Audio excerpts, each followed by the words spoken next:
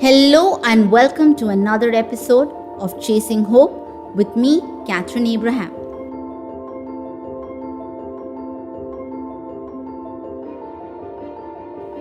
In today's History's Mysteries, I'd like to share with you what was unearthed a little while ago in Galilee, apart from many other archaeological wonders that are chronicled in the Bible. The 19th century French theologian Ernest Renan called the Galilean landscape the fifth gospel because it was, according to him, a torn but still legible tableau of grit and stone that gave form to the central texts about Jesus' life, namely the Gospels of Matthew, Mark, Luke, and John.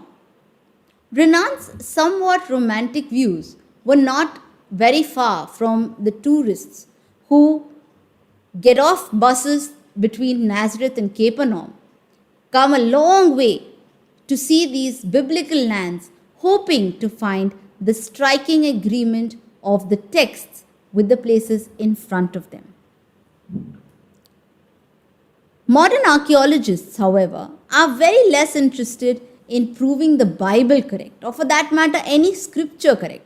Their idea is to uncover facts and the context of absent from the texts that are already available.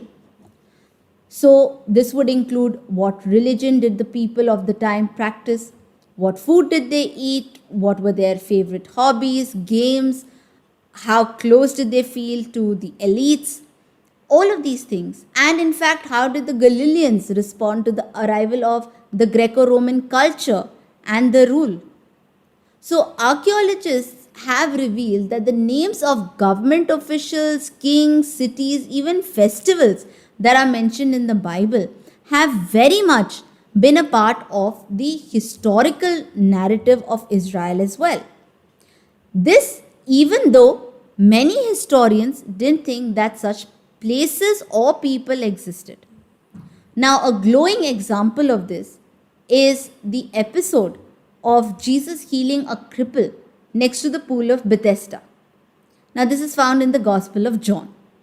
The text goes on to describe that there were five porticos or walkways that led to the pool. Now, back in the day, scholars, historians, they didn't believe that this pool even existed. However, archaeologists have gone forward and found the exact same pool 40 feet below ground and complete with all the five porticos just the way it has been described in the Bible. So, one thing that gets proved here is the Bible is a book which has tremendous detail within it. And while the prime understanding and the prime goal of these archaeologists is not to uncover any particular biblical fact, they are doing exactly that by virtue of the nature of their job. So, some people think, well, the Bible has been translated, which is a fact. And it has been translated so many times that could it be possible that there has been some kind of corruption through translation? Now, this could be true if the translations were being made from other translations. But that's not the case when it comes to the Bible, because we see for a fact that the Bible was originally in Greek, Hebrew, and Aramaic, and the same has been translated to various other languages, including the English version, which is the King James Version, based on thousands of ancient manuscripts. The accuracy, however, of the Old Testament was established only in 1947, and that is when the Dead Sea Scrolls, which is basically manuscripts that were found 1,000 years older than the ones that were already in possession of these archaeologists, were found. So, when comparing these manuscripts at hand with those which were already there, we find 99.5% agreement. And this 0.5% could be owing to minor spelling differences, sentence structure changes, varieties of very minor errors. In fact, the New Testament is said to be humanity's most reliable ancient document because of its concurrence by 4 different authors. So you can choose to say that Matthew, Mark, Luke, and John are not just biblical characters or disciples, but you cannot say that they were not contemporaries of Christ because all 4 accounts are far too close in terms of accuracy to be proved any other way. Now, it's also a known fact that ancient manuscripts were written on papyrus, which didn't have much of a shelf life.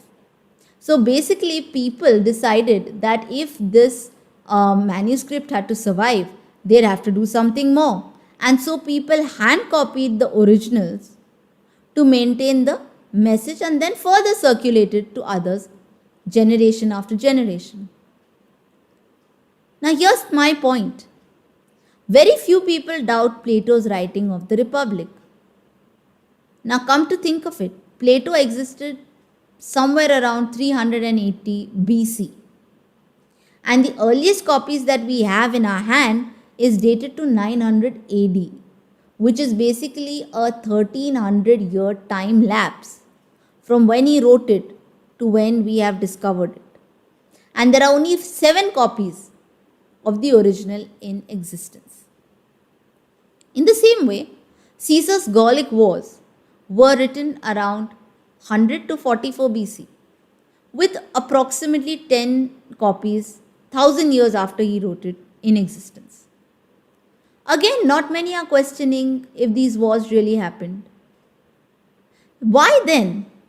Why do we have to go on committing ourselves to rediscovering and re-establishing that the New Testament is for real, even though it was written much later as opposed to all these manuscripts, somewhere between 50 to 100 AD. And there are more than 5,000 copies available. Now, all are within 50 to 225 years of the originals.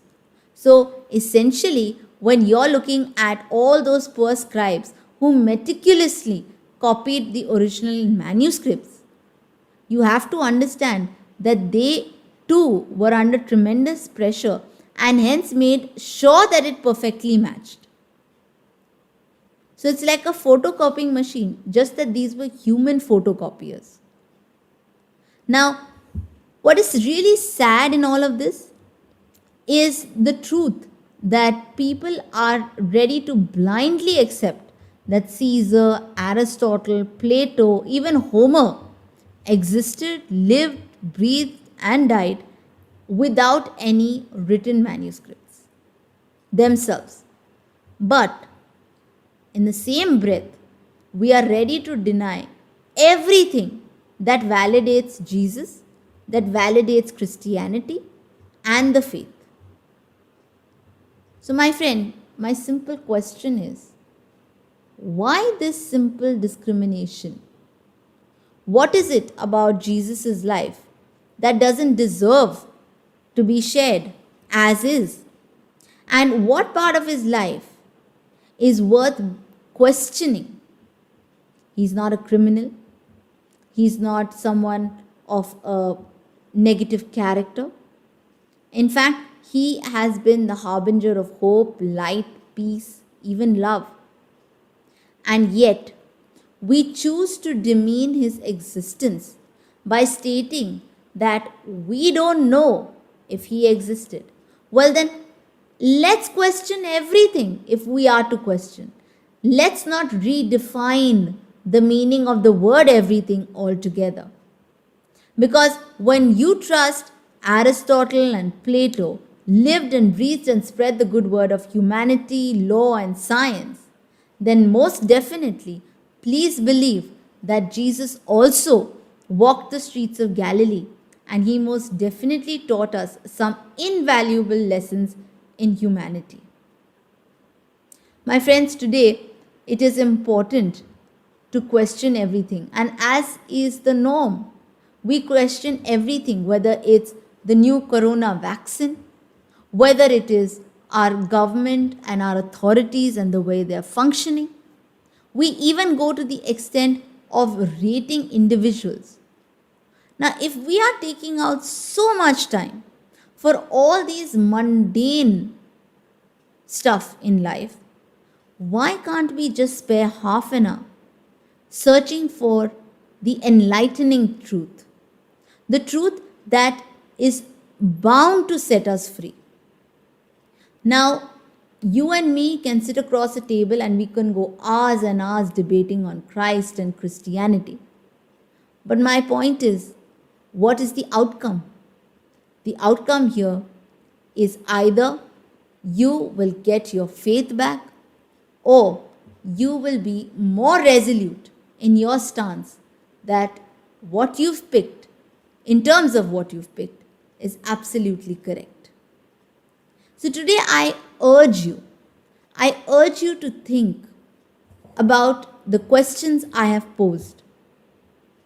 If we are to believe Stoic philosophers, the Greeks, as it were, and if we are ready to take them word for word, even though we've never met them and we may never ever meet them in future either, then why is it so difficult for us to accept what Jesus said and what Matthew, Mark, Luke, and John have easily corroborated for us in terms of evidence and proof? My friends, if you enjoyed today's episode, and I hope you have, please send us your feedback and reviews on Twitter, Facebook, even YouTube. And if you have a prayer request, if you have some questions, some queries, even suggestions, we're happy to hear from you. Most important, if you have any questions for us, or you would like me to cover a specific piece or understanding from the Bible, please let me know and I will ensure to incorporate it in one of our future episodes. So my friends, with that, I call it a wrap today. Thank you for tuning in and I look forward to meeting you again in the coming week. Stay safe, stay home and be healthy. Thank you very much and good evening.